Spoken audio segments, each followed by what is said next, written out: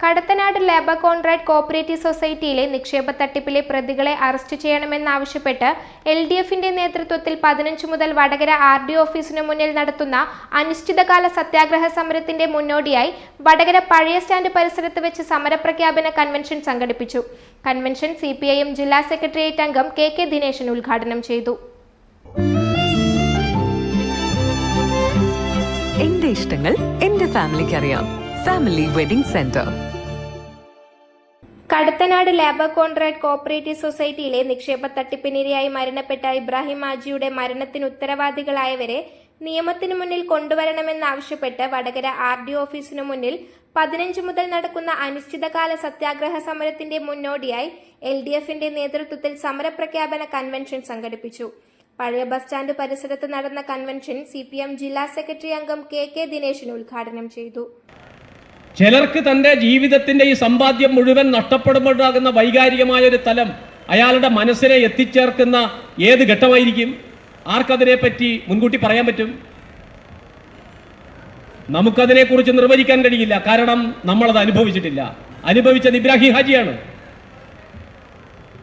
അപ്പോൾ അദ്ദേഹത്തിനുണ്ടായ നിരാശ, സമ്മർദ്ദം, വിശ്വാസ വഞ്ചനയുണ്ടാക്കിയ കനത്താഘാതത്തിൽ നിന്നാണ് തന്റെ സമൂഹത്തിന് മുമ്പിൽ ഒരുപാട് ചോദ്യങ്ങൾ എറിഞ്ഞുകൊണ്ട് പെട്രോളും എടുത്ത് ഇതിന്റെ പ്രസിഡന്റിന്റെ വീട്ടുവരാന്തയിൽ പോയി അദ്ദേഹം ആത്മഹത്യ ചെയ്തിരിക്കുന്നത്. തന്റെ മരണത്തിലൂടെ അദ്ദേഹം ഉയർത്തിയ ചോദ്യങ്ങളോട് ആരാണ് മറുപടി പറയേണ്ടത്? ആ മറുപടി പറയേണ്ട ഉത്തരവാദിത്തം കടത്തനാട് ലേബർ കോൺട്രാക്ട് സൊസൈറ്റിക്കും അതിന്റെ നടത്തിപ്പുകാർക്കുമുണ്ട്. അതിന്റെ രാഷ്ട്രീയ ഭരണ നേതൃത്വമായ രാഷ്ട്രീയ പാർട്ടികൾക്കുണ്ട്. അദ്ദേഹം ഉയർത്തിയ ചോദ്യങ്ങളോട് നീതിപൂർവം പെരുമാറേണ്ട ഉത്തരവാദിത്തം ഈ നാട്ടിലെ പോലീസ് സംവിധാനത്തിനും നിയമ സംവിധാനത്തിനുമുണ്ട്. അദ്ദേഹത്തിന്റെ മരണത്തിലൂടെ ഉയർത്തിയ ചോദ്യങ്ങളോട് മറുപടി പറയേണ്ട ഉത്തരവാദിത്തം സഹകരണ വകുപ്പിനും കേരള ഗവൺമെന്റിനുമുണ്ട്. നിങ്ങളൊക്കെ എന്ത് നിലപാടാണ് സ്വീകരിക്കാൻ പോകുന്നത്? ഇതാണ് ഈ നാട് കാത്തിരിക്കുന്നത്. ഈ നാട്ടിലെ ജനങ്ങൾ കാത്തിരിക്കുന്നത്. മെയ് 29-ാം തീയതി കഴിഞ്ഞ്, ജൂൺ കഴിഞ്ഞ്, ഇന്ന് ജൂലൈ 11-ആയി. 1.5 മാസമാകുന്നു. ഈ സംഭവത്തോട് എങ്ങനെയാണ് ഗവൺമെന്റും ഈ സ്ഥാപനവുമായി ബന്ധപ്പെട്ടവരെ സമീപിച്ചുകൊണ്ടിരിക്കുന്നത്?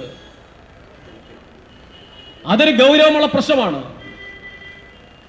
പല പ്രശ്നങ്ങളും പഴകി തള്ളി മാറ്റപ്പെടുന്നത് പോലെ ഈ മനുഷ്യന്റെ ആത്മഹത്യയും ഈ സംഘത്തിലെ കോടികളുടെ തട്ടിപ്പും വിശ്വാസവഞ്ചനയും അങ്ങനെ കാലഹരണപ്പെട്ടു പോകാൻ അനുവദിക്കാമോ?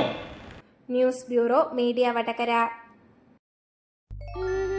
അല്ല, ഇന്ന് നല്ല സന്തോഷത്തിലാണല്ലോ. അതെ, സന്തോഷത്തിലാണ്.